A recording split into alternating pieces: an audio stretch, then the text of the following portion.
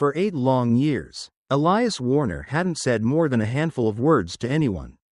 And even those few had come out brittle, like they'd been cracked loose from old stone. His voice, once warm and rich like the creak of saddle leather, had grown dry and unused, curling inward until silence was all he knew. It wasn't that there wasn't anyone to talk to.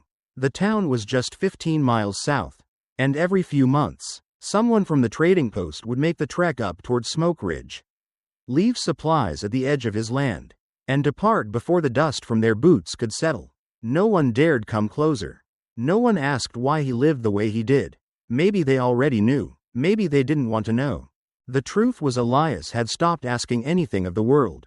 After he'd buried Sarah and little Thomas within the same cruel week, a fever for one, and a storm-swollen river for the other, something inside him had hollowed out. Not shattered, not broken, just removed, like someone had reached into his chest and quietly taken the part that made life mean something. And in that vacuum, he had built a quiet sort of nothingness. The land didn't mind. It met his silence with its own. The wind through the juniper groves didn't ask him questions. The crows perched on the fence didn't offer pity. Even the cattle, once spooked by his presence, learned to ignore him as much as he ignored them. Days passed without notice. Weeks bled into months. Seasons shifted, and Elias drifted somewhere beneath it all, present but unaccounted for. He ate because hunger made his stomach hurt. He slept because exhaustion dulled the edges of his mind. He worked because the fence needed fixing or the roof needed patching. But it was never for purpose. Never for pride. Just motion. Just survival. His cabin, once warmed by laughter and the smells of stew and pine soap, had become a mausoleum of sorts. Dust lay thick in the corners. The stove hadn't known anything more delicate than coffee grounds in years. Sarah's rocking chair still faced the window, but it hadn't moved since the day the undertaker's cart took her body away. Sometimes, in the sharpest hours of dawn when the sky bled orange over the hills, Elias would sit on the porch, coffee cold in his hand, and stare at the earth as though waiting for it to speak. But it never did. The silence around him was total. Not peaceful, not restful, just heavy, like a coat you never took off. He had stopped marking time.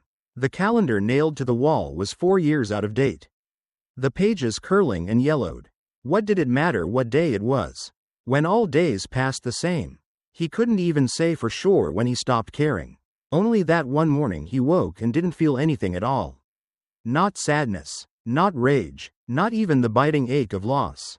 Just nothing. He didn't visit their graves anymore. They were behind the orchard, 2 simple stones beneath the elder tree. In the early years, he had tended them, trimmed the grass, left wildflowers, but after a while, even that felt like a lie, like trying to pull meaning from ashes. The truth was, he was still grieving, but in a way that no one could see, like a wound too deep to bleed. The only sound in the house was the wind scratching the windows or the occasional groan of the wood settling. No music, no words, not even the creak of floorboards from another's steps. The silence was so complete that some days he wondered if his ears had gone dull. He would test them, snap his fingers, stomp once, but the sound was always there, faint and far away, like it didn't belong to him anymore. There were moments, brief, quiet stabs of memory, that haunted him more than any ghost ever could. Sarah's laugh on a summer afternoon. The way little Thomas had mispronounced porch as pork. The way they used to sit on Sundays. His arm around her shoulder. The boy between them, all warmth and belonging. Those flashes came without warning and left him breathless. But even then, he didn't cry. The tears had dried years ago. Evaporated with the last of his will to hope. Neighbors speculated, of course. Folks in town told stories about the man up by Smoke Ridge, said he'd gone mad from grief. Said he talked to the dead or howled at the moon. But Elias didn't mind. Let them say what they would. He'd built his life so far away from theirs. Their words couldn't reach him anymore. He wasn't crazy. He was just done. And the thing about being done was that it wasn't loud. It wasn't screaming or drinking yourself stupid or carving messages into barn doors. No, being done was quiet. It was sitting in a chair for hours without moving. It was walking past a mirror and not recognizing the man inside. It was living each day like you're watching yourself from somewhere else. Like you're a story already finished. The world outside moved on, new families, new buildings, new lives, but Elias remained still, unchanged, like a photograph left in the sun, faded, forgotten, and he was fine with that. Because in his mind, the worst had already come. The house had already gone cold. The laughter had already stopped. What more was there to fear? Elias Warner had not died. Not in body, but everything else, the husband, the father, the friend, the man who once built a swing for his boy and picked wildflowers for his wife, that man had gone. And what remained was just someone waiting for time to take care of what grief had started. The storm had rolled in heavy and sudden from the west, dragging with it a wall of clouds black as coal and the kind of wind that made trees bend like they were praying. Elias Warner had just finished bolting the shutters on the north-facing windows when he felt the familiar tremor of unease settle in his chest. He didn't mind storms. He was used to nature's moods, but something about this one felt louder. Like it was coming not just for the land, but for him. He poured himself a cup of lukewarm coffee, sat by the cold stove, and tried to let the storm pass through him like it always did. Let the wind howl, let the roof groan. It wouldn't reach him, not really. Nothing ever did anymore. Then came the knock. Soft at first, so soft he thought it might have been a branch blown against the wall. Then again, louder this time, deliberate. Elias froze. He hadn't heard another human knock on his door in years. 8, to be exact, long enough for him to believe that no one would ever come again. Long enough to forget what it felt like to expect anyone. He didn't move, didn't breathe. Maybe it was the storm. Maybe it was his imagination. Maybe grief had finally come wearing skin. But the knock came a third time, 10 taps. Light but uneven, like they'd been made by different hands. He stood slowly, every muscle in his back stiff from years of solitude and cold work. His boots creaked against the old floorboards as he walked to the door. For a moment, he hesitated, hand hovering over the latch. Who would come here, and why? The door groaned open not in defiance, but in surrender. And there they were, 10 women, Apache, ranging in age from weathered elder to barely grown girl, all soaked to the bone, their hair dripping rain onto the porch, their cloaks clinging to their skin. One of them, not more than 16, held a swaddled infant in her arms, wrapped in bark cloth and hope. They didn't speak. For a few heartbeats, neither did he. Elias stared. The wind whipped behind them, pulling at the edges of their garments like some invisible hand trying to yank them back into the storm. But they didn't move. They stood firm, barefoot, silent, and wild-eyed, their expressions unreadable through the haze of rain. The woman in front, tall, angular, with a faint scar running from her eyebrow to her temple, stepped forward. Water pooled at her feet. Her voice was steady, low, but tight with weariness. We heard this land was safe. Elias blinked, heart hammering. The words didn't make sense. Safe? From what? From whom? His throat tried to respond, but all he managed was the sound of breath catching. She didn't wait. We were promised nothing, she continued, but we ask anyway. Elias had no idea who had made such a promise. He had made none. He hadn't promised anything to anyone in nearly a decade. And yet, here they were, 10 women. 10 strangers, 10 ghosts of a world he thought had long stopped knocking. He glanced past them at the trees bending under the wind's weight, at the sheets of rain lashing sideways across the plains, at the impossible darkness. This wasn't a night for anyone to be traveling, let alone in barefoot silence. He looked back at them, then at the girl with the baby. The child wasn't crying, it was just watching him, eyes wide and dark, like it already knew him, like it had been waiting.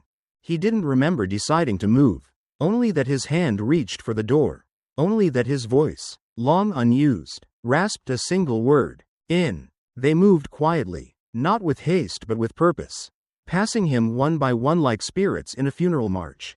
Their footsteps were nearly soundless, even on the wooden floor.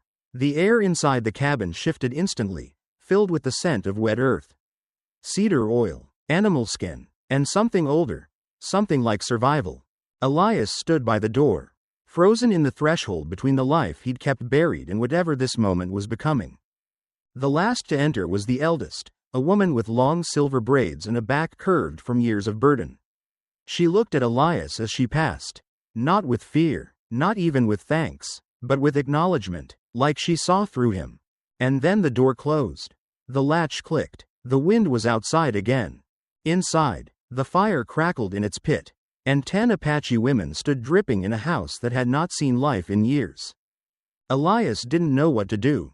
He stood, arms limp at his sides, eyes scanning the faces, the unfamiliar shapes of people in his space. A blanket was being hung to dry. Someone was wringing water from her cloak. The baby was being rocked. No one waited for instruction. No one explained themselves. The woman with the scar, later he'd learn her name was Tya, glanced toward the hearth. Then at Elias. "Do you have dry wood?"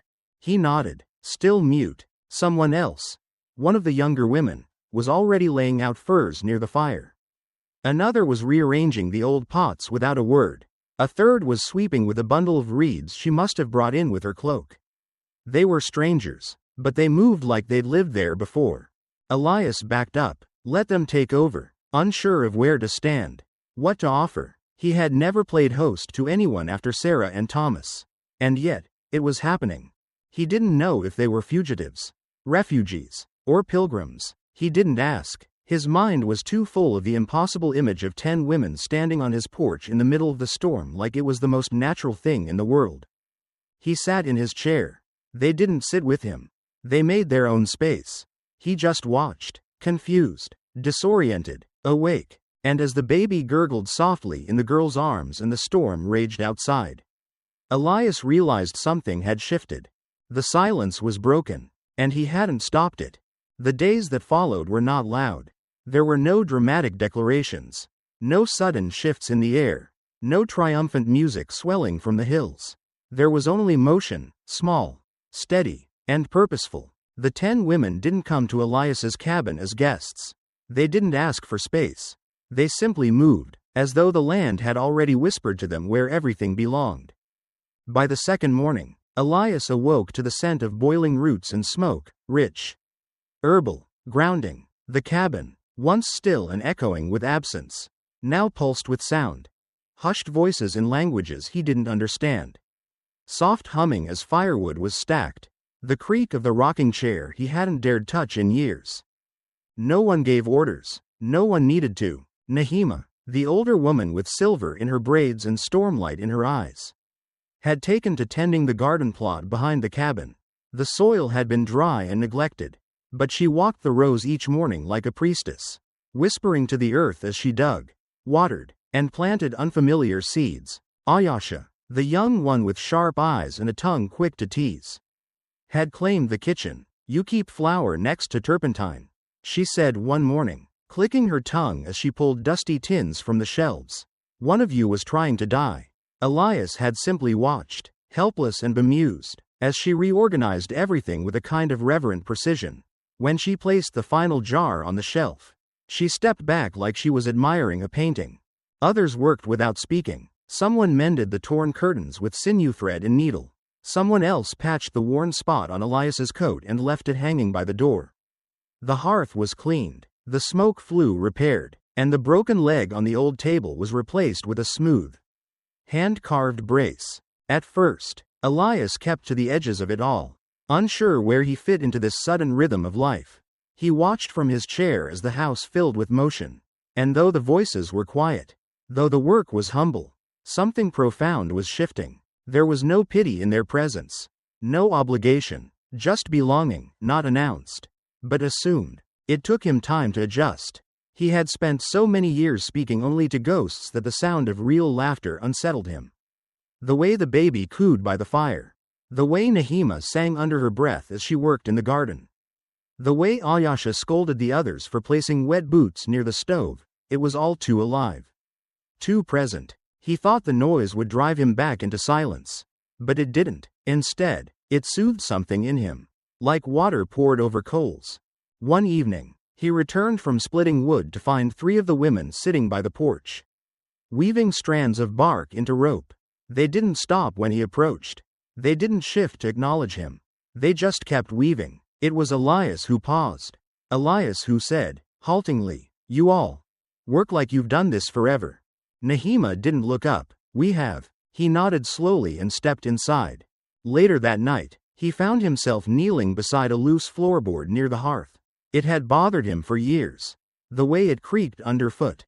He'd ignored it, like he'd ignored so many other broken things in that house.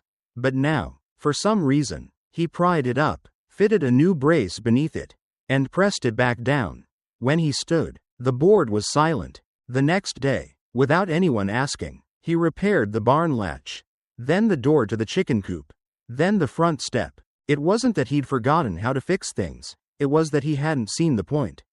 But now, with these women weaving life into every corner of his home, he realized things mattered again. The house deserved care, the land deserved tending, and so did he. One morning, he stepped outside to find Ayasha hanging bundles of dried herbs along the porch rafters. "What are those for?" he asked. She smiled faintly, to remind the house it's still breathing. Elias didn't reply. He just watched the herbs sway in the wind, their shadows casting soft shapes on the porch floor. There were still no deep conversations, no origin stories. He didn't know why they had come, only that they had, and somehow, that was enough. They didn't ask him about Sarah or Thomas. They didn't look at the photos he kept in the drawer by his bed. They didn't tread near the orchard where 2 graves lay beneath the elder tree. But their presence filled those silences in a way that words never could. They brought order without command, comfort without pity. One afternoon, Elias entered the cabin to find the rocking chair, Sarah's chair, moved from the porch to its old place by the fire. He opened his mouth to object, but Nahima, standing nearby, simply said, "It rocks better where warmth lives." And that was that. By week's end, Elias found himself speaking more. Not much, but enough. Asking if the garden needed water, offering to chop extra wood, telling Ayasha where he kept the good soap. Each night, they gathered by the hearth, not formally, not ritualistically, just because it felt right. The fire burned steady, and Elias sat among them, no longer a ghost in his own home. He noticed things now, the way Chenoa always rubbed her left wrist when she was tired. The way Winona, the youngest, hummed to herself as she drifted off to sleep. The way the others glanced at him, not with fear or reverence, but with the quiet recognition one gives to a man who has earned his stillness. He didn't smile much, not yet, but there were moments when the edge of his mouth twitched, when his shoulders fell from their usual hunch, when the heaviness inside him lifted just a little. He was still learning how to live again. But the house was no longer waiting for ghosts. It was becoming a home. The morning they came, the sky was so blue it looked painted. The fields around the cabin shimmered with the soft green of early spring, and the air carried the scent of damp soil and new growth. Elias was standing by the chicken coop, adjusting a broken latch, when he heard the distant crunch of hooves on gravel. He straightened slowly, the sunlight warm on his shoulders, and turned toward the narrow dirt road that wound toward his land. 3 riders emerged from the tree line, 2 men and a woman. Their horses were clean, their saddles polished, their coats far too fine for prairie dust. The lead rider was thick around the middle, with a sharp mustache and a gold watch chain that glittered every time the sun caught it. A man used to being listened to. Elias could smell the purpose on them before they even spoke. He didn't move to greet them, just waited. They reined in near the porch, raising small clouds of dust as their horses slowed. The man tipped his hat, trying to appear friendly but missing the mark by a mile. "Mornin', name's Henry Tate, county clerk. Heard you've had some company up here lately." Elias didn't blink. "I have." The woman rider dismounted, her expression pinched, eyes scanning the house. She moved like she was searching for something wrong to confirm what she already believed. The third rider, silent and younger, stayed mounted, his gaze unreadable. "We heard 10 Apache women came up during the last storm." Tate continued, dismounting. "Some folks in town are concerned." "They always are," Elias said dryly, "about things that don't concern them."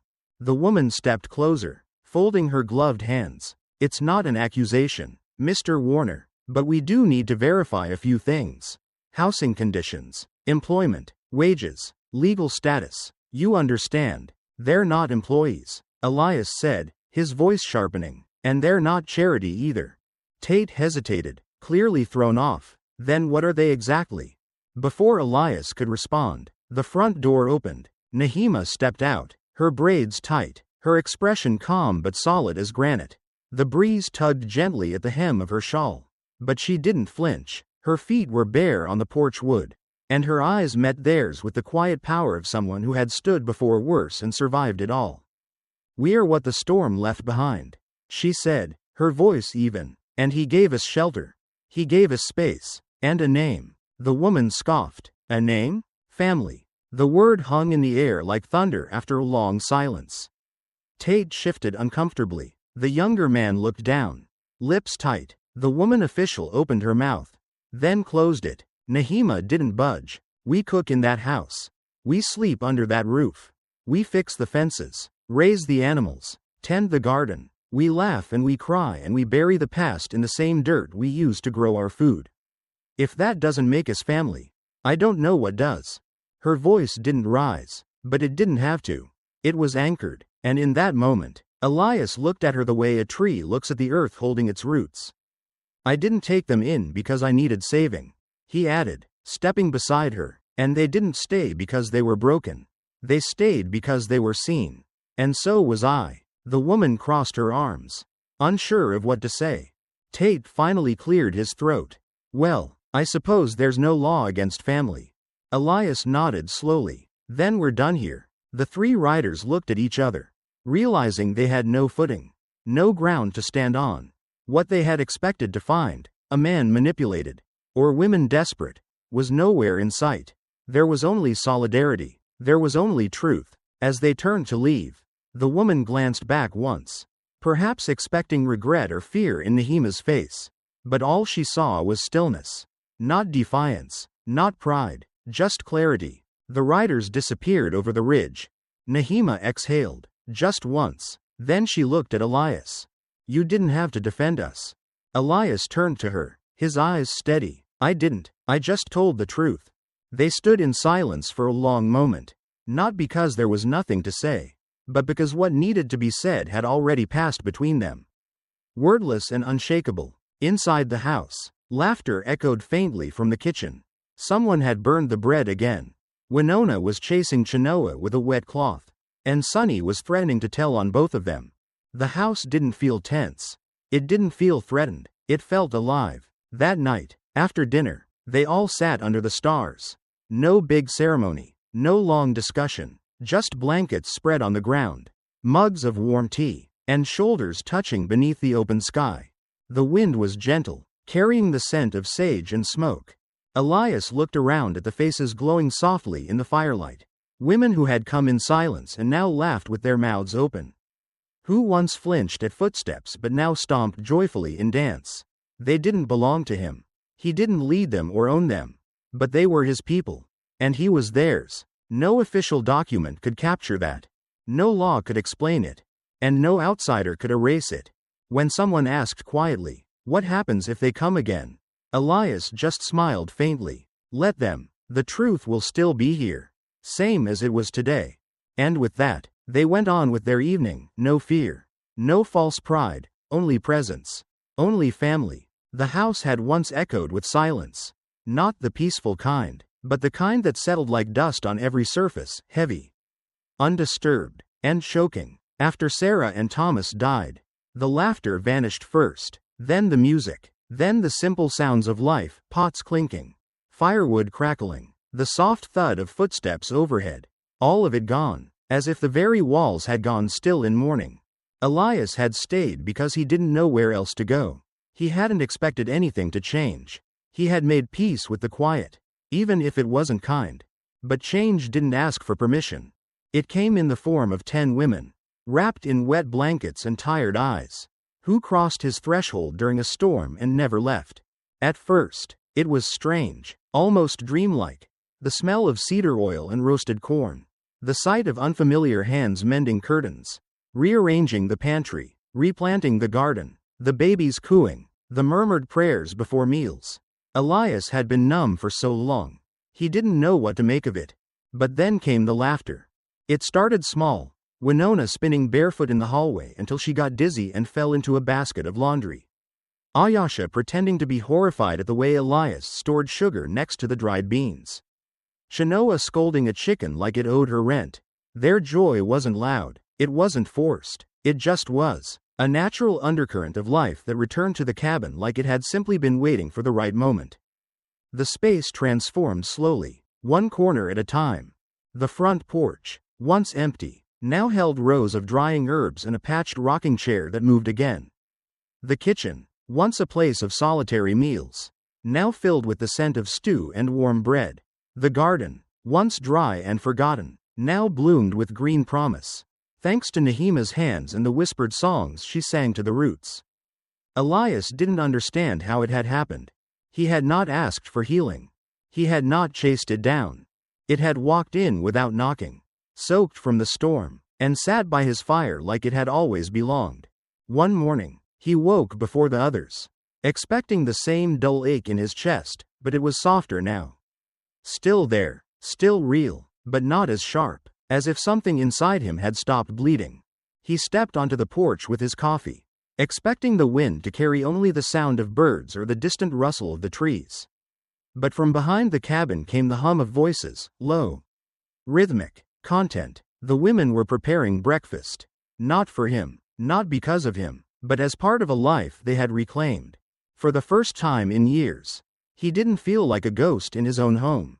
He felt present, and they never asked him to be anything more than that. They didn't demand he speak when he wasn't ready. They didn't fill his silence with pity. They let him come back to life on his own terms. One repair, one shared meal, one soft chuckle at a time.